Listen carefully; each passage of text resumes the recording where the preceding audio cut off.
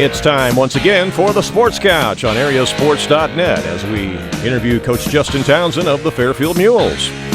The Sports Couch is brought to you by People's National Bank, serving your financial needs throughout Southern Illinois, member FDIC, and by Carter Turf and Tractor, your local Kubota dealer in Fairfield, and by Wainwright Propane and Sporting Goods, also in Fairfield.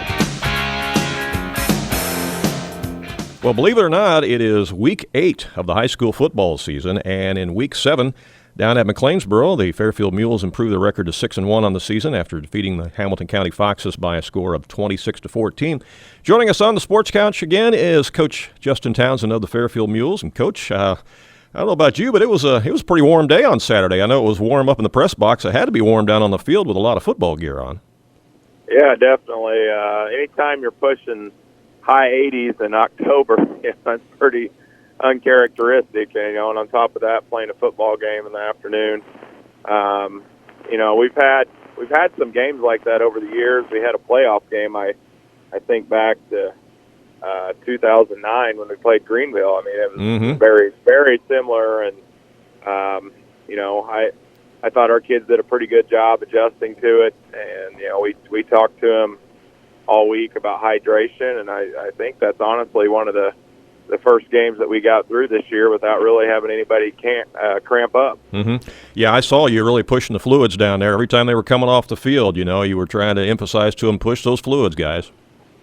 Yeah, and I mean, the big thing with that is you can't wait till game day. You got to start that on Wednesday and Thursday, and some of our kids have unfortunately learned the hard way, that that's what you got to do. But our kids did a good job, and our sideline did a good job of keeping the water bottles filled. And anytime they're stepping off the field, they had fluids ready for them. So when both teams have to play in it, it is what it is, and you just have to push through it. And a lot of times fatigue can affect how you play mentally as well. And I thought, like I said, I thought our guys did a nice job. Well, you jumped out to a 20-0 halftime lead. You pretty well had the game under control at that point. Second half, I think maybe the heat might have played a role in it. I don't know. And, of course, you were playing with a new person in the backfield as Jackson Combs kind of had a coming-out party, so to speak. But he did a nice job with 10 carries and 44 yards as he was filling in for the injured Connor Dagg. Yeah, I mean, we had a lot of different guys carry the football, but that was Jackson's first time playing fullback in a game. We had repped him a little bit back in camp.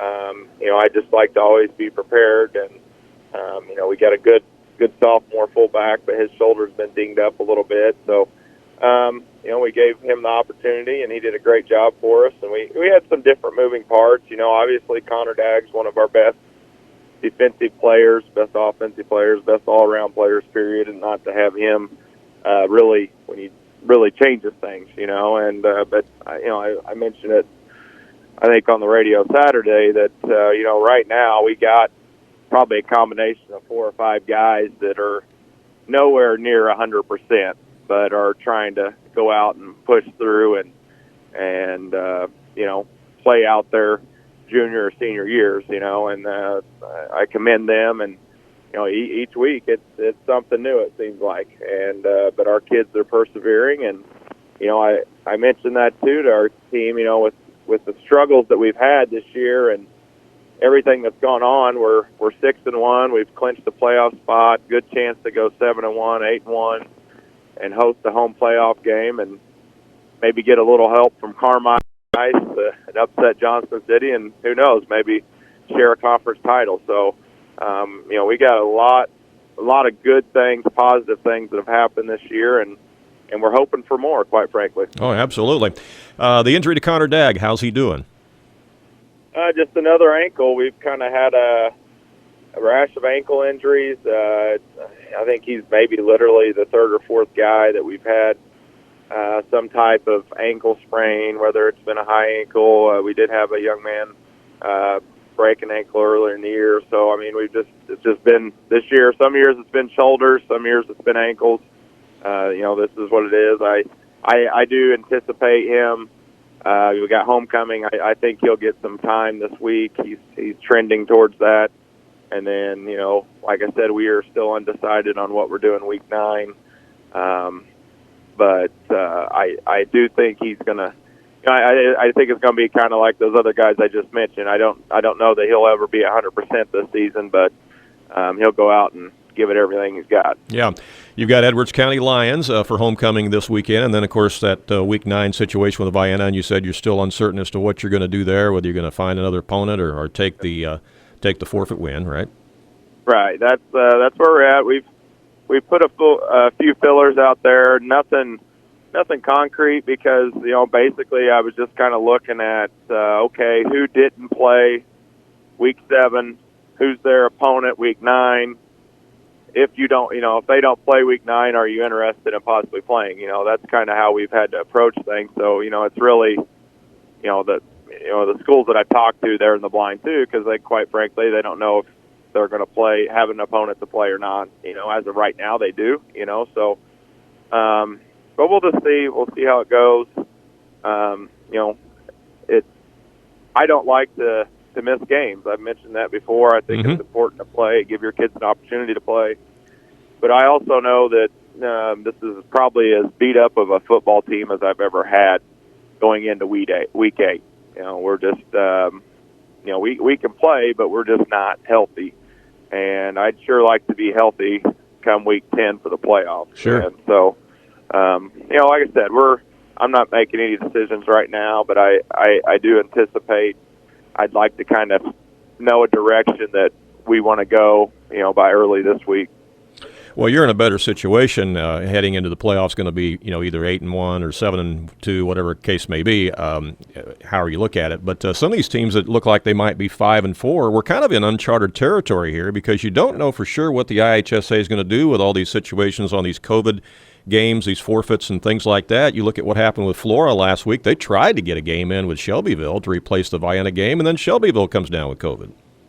Yeah, I mean it's tough, and then luckily for Flora, I think they were able to get the playoff points, and I think it may even worked out for Shelbyville that they got there.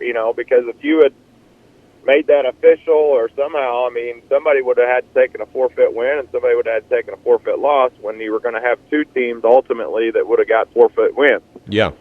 So, and I think Shelbyville was 4-2 last week. So, that would have been a big deal for them, So it's tough. It's hard to say. Some of the projections, some of the experts are saying there's going to be some 4 and 5 teams get in this year just because of how all this has taken place, and they're kind of pretty sure that most 5 and 4 should get in, but they've even said there may be a few 4 and 5. So it's going to be kind of interesting to see how it plays out.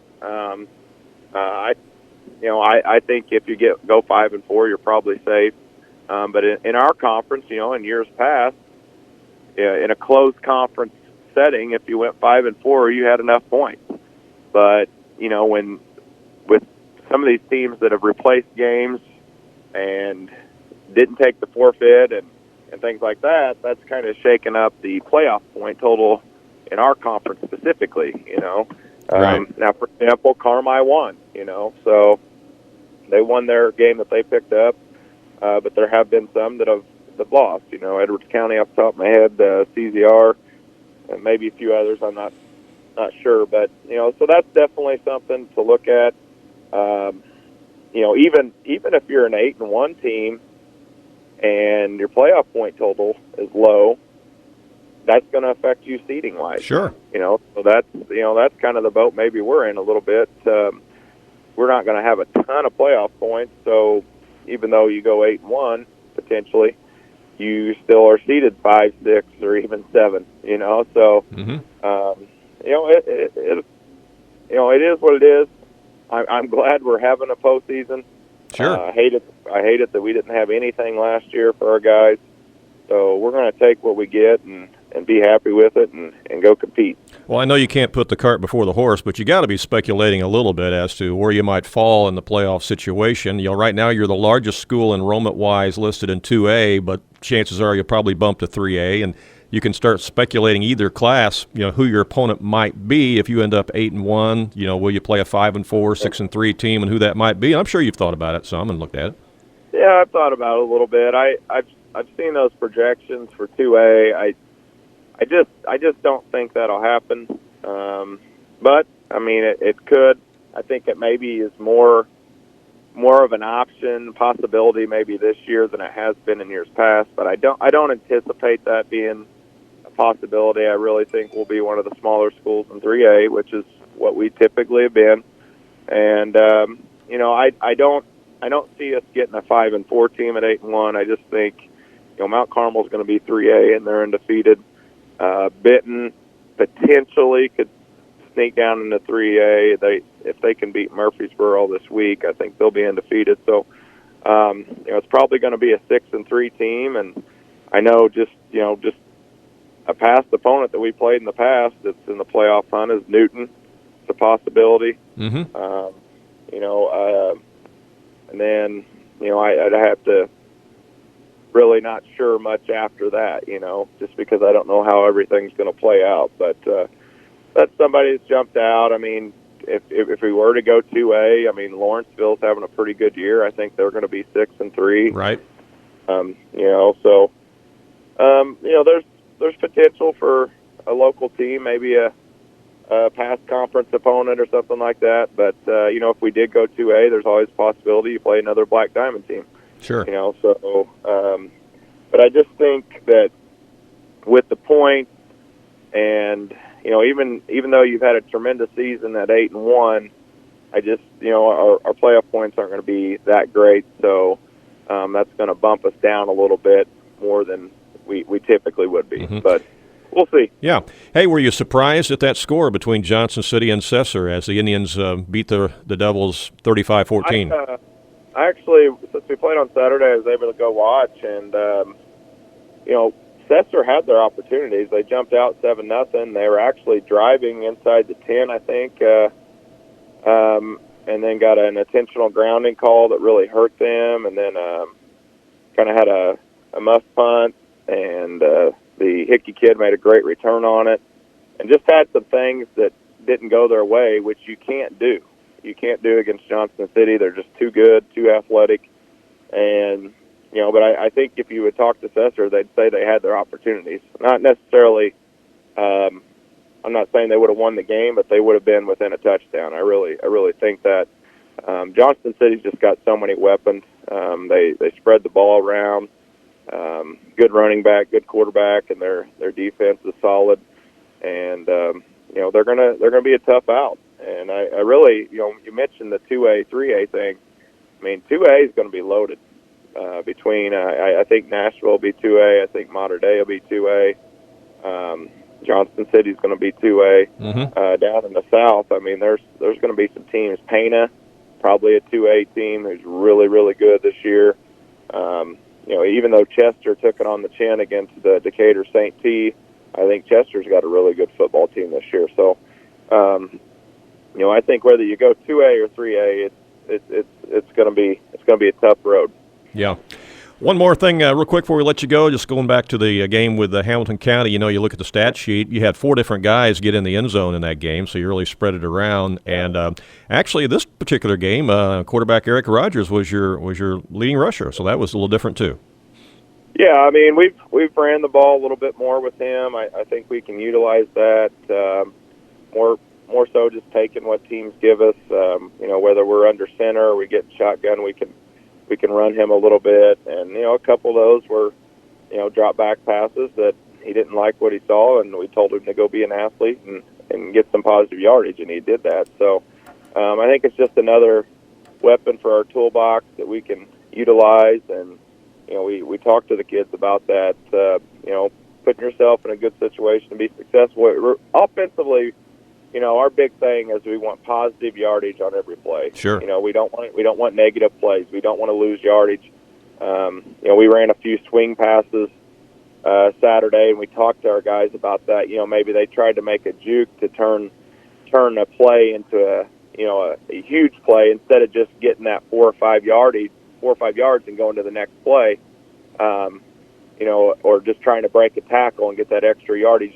That's what we want to do, because then that puts us in a lot better situation offensively. Instead of 2nd and 11, we're 2nd and 7, and we're going. And so same thing applies to our quarterback. When we roll him out the pass, if he doesn't feel good about it, we want him to tuck it and run and get positive yardage. Unless of course it's a 3rd and long situation.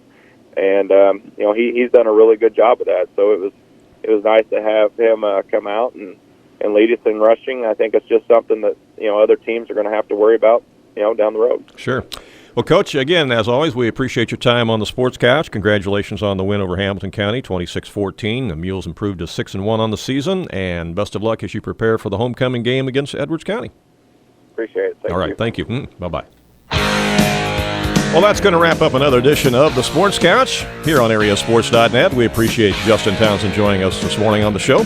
Sports Couch is brought to you by People's National Bank, serving all your financial needs throughout Southern Illinois with convenient locations near you. Member FDIC. And by Carter Turf and Tractor, your local Kubota dealer in Fairfield. And by Wainwright Propane and Sporting Goods, also located in Fairfield. The Sports Couch is a special presentation of AreaSports.net.